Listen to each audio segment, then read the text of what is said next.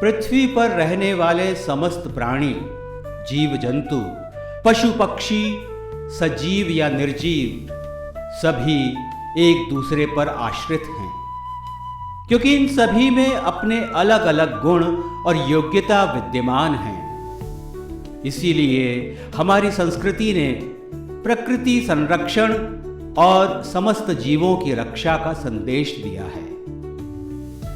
हमारी धर्म प्राण और कृषि प्रधान संस्कृति में प्रकृति और समस्त जीव जगत का पारस्परिक साहचर्य स्पष्ट दृष्टिगोचर होता है।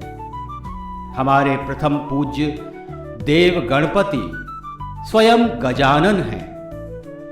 विष्णु के 10 अवतारों में प्रथम 4 अवतार मानवेतर पशु रूप ही हैं।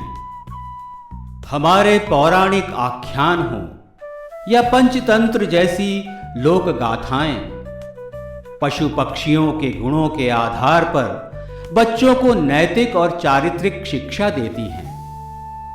रामायण महाभारत जैसे महाकाव्यों में भी पशु वर्ग प्रमुख पात्रों के रूप में मुख्य कथा का हिस्सा बना है।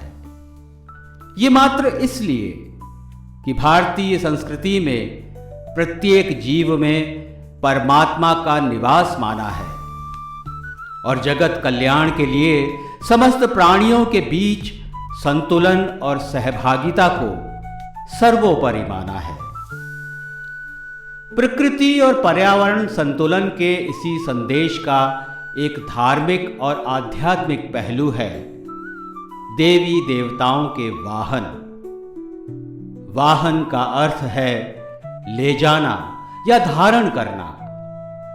अपनी दिव्य शक्तियों से युक्त सर्वशक्तिमान देवी देवताओं की कल्पना या देवालय में उनके दर्शन बिना उनके वाहन के करना असंभव प्रतीत होता है। इनमें कोई शक्ति का तो कोई बुद्धि का, कोई धन का तो कोई शांति का द्योतक है।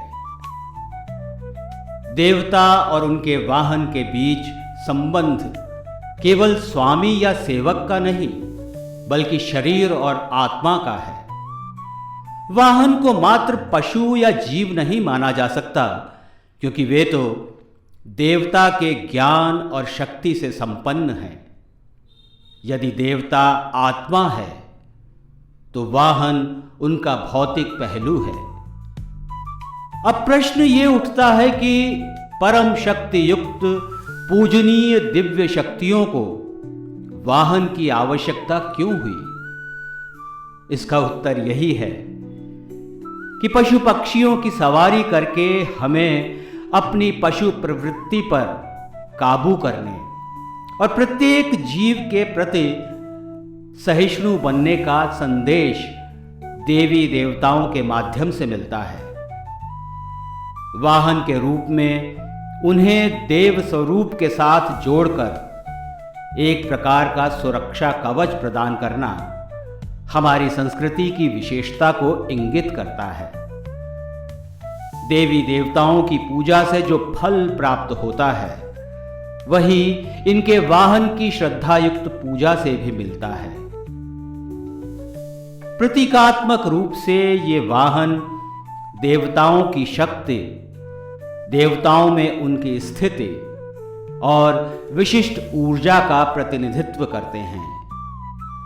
दैवीय शक्तियों के ये वाहन अपने स्वरूप और प्राकृतिक गुणों से आस्था और प्राकृतिक संतुलन की प्रेरणा प्रदान करने वाले हैं। इसीलिए देवताओं के समान ही उनके सहचर हैं, वंदनीय हैं, पूजनीय हैं।